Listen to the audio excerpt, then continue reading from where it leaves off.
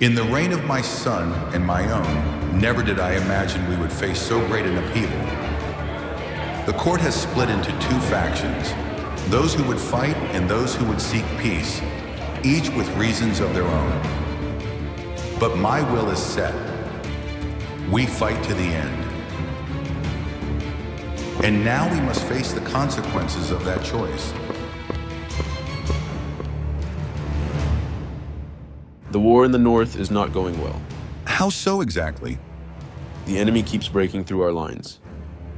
In both strength and strategy, we are at a disadvantage. Your Majesty, I have more bad news. After passing through Kali Pass, the Yuan army advanced to Dong Ban Pass. There, the Yuan again claimed victory, killing Tran Sam, a general of Dai Viet.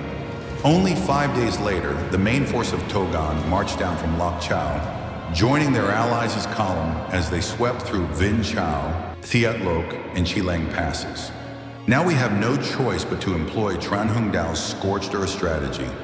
Yet the withdrawal must be shielded by detachments that will hold back the enemy and erase every trace of our retreat. For them, the odds of survival are slim at best. There is one man most suited to this fatal mission. Tran Binh Trong, son of the famed General Lapu Tran and the former Queen Li Xiu Huang of an earlier era.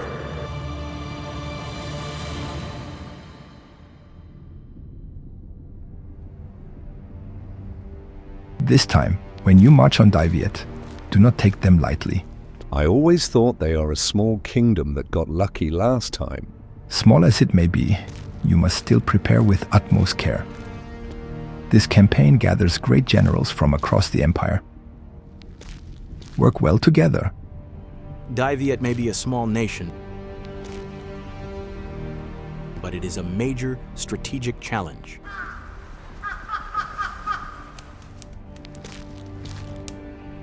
Land and river. The naval admiral is a legendary commander I have long admired. You flatter me, my lord. I did not expect we would assemble in such full strength for this campaign. We must study the enemy's terrain in detail. They are masters of evasion, avoiding any direct battle with us. Capturing their king and destroying their main army will be the key to victory in this campaign. With 3 thrusts, my forces striking from above, yours driving up from below, they will have no escape. From Thang Long, they will flee south. Correct. But there is one critical issue that will decide the success or failure of this campaign. Supplies. Yes. Supplies are the very lifeblood of my army. They will go for it. I know it. Victory or defeat hinges on cutting the enemy's supply lines. With you generals supporting this strategy, our triumph is assured. Even so, there are far too many variables. If the enemy can firmly protect their supply lines, we will have little chance of victory in a direct confrontation.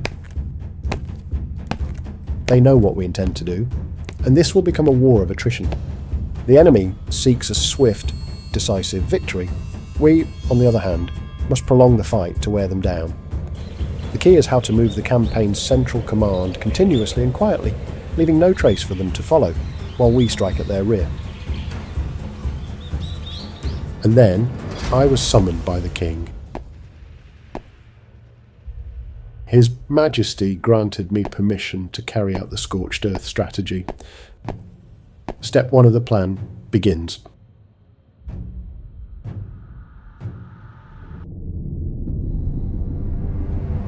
The capital, once home to hundreds of thousands of bustling households, now lies silent. Millions of soldiers and civilians have already withdrawn to the south. Only 600 warriors remain, bound to a single grim purpose: to hold back the Mongol army for as long as humanly possible. They march straight into the jaws of death, commanded by Tran Binh Trong, a prince whose mother was the last queen of the former dynasty. It began a glorious 7 days of defiance.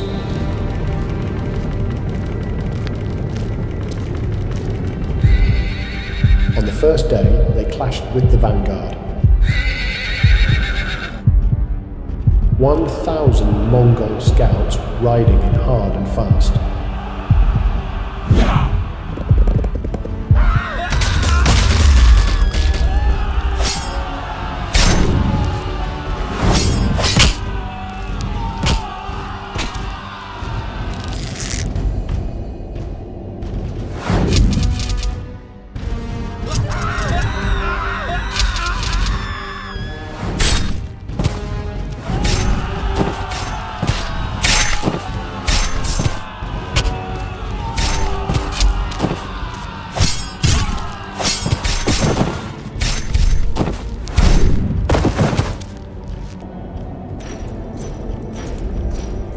The Thanh Duc elite guard was the most formidable force in all of Dai Viet,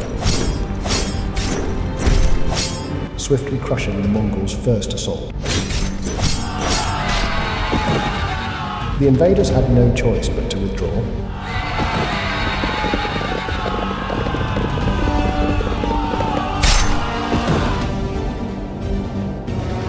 The Thanh Duc force was recruited in a most unusual way.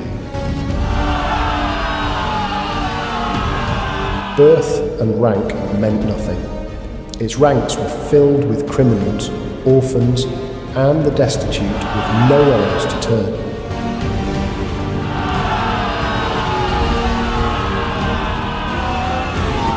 They owed loyalty to no lord but the central court, and to the cause of the nation itself.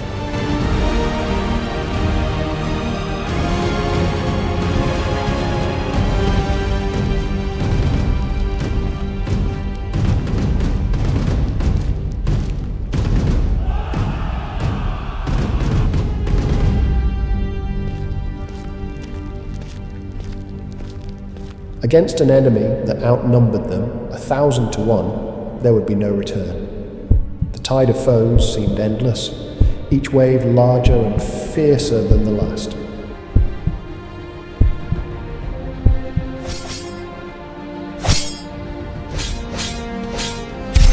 The Mongols had brought the mightiest warriors of their empire.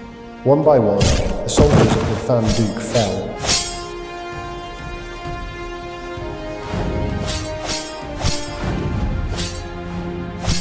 With every life spent, the trade of man for man grew ever more costly, and ever more hopeless. The army was far too small to stop an enemy so vast. Yet Tran Binh Trong turned to strategy, using every ounce of cunning to hold the invaders in check. The cost was horrific for both sides. The elite soldiers of the Thanh Duc fell one after another, never to return, many still so young, their dreams left forever unfinished. On the fourth day, they lost another 100 warriors.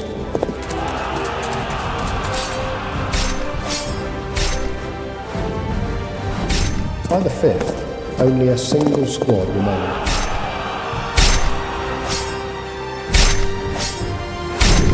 Togan himself took special notice of the extraordinarily valiant commander leading the enemy.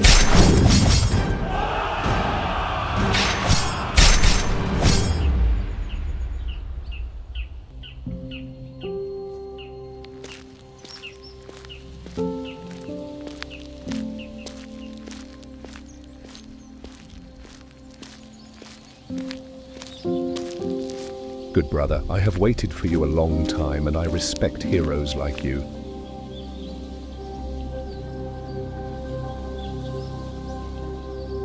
To face many with so few, to hold out for so many days, to fight until the last man, you have served your homeland exceedingly well.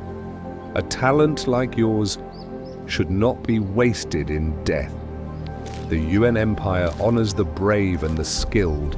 We nurture such men. You and I could stand as brothers in arms, conquering great lands across the known world.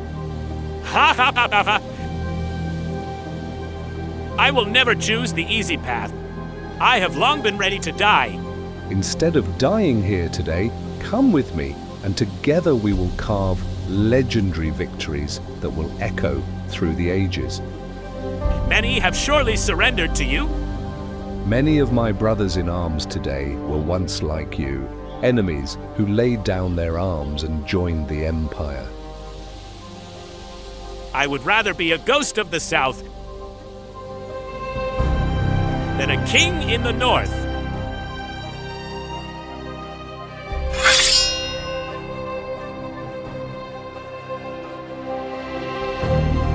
Farewell.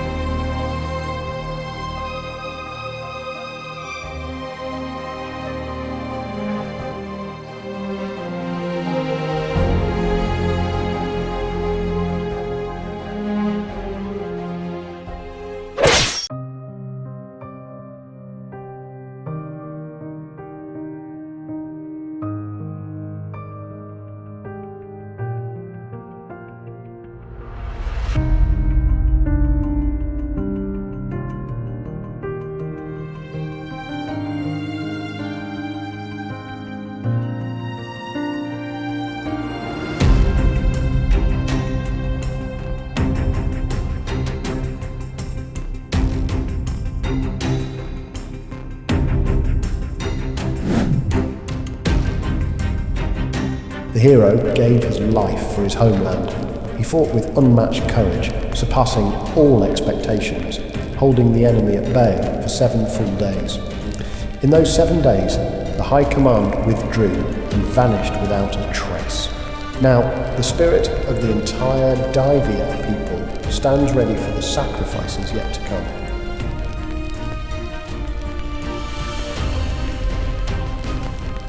And Tran Binh Trong is the first to fall, the one who lit the great flame that will burn up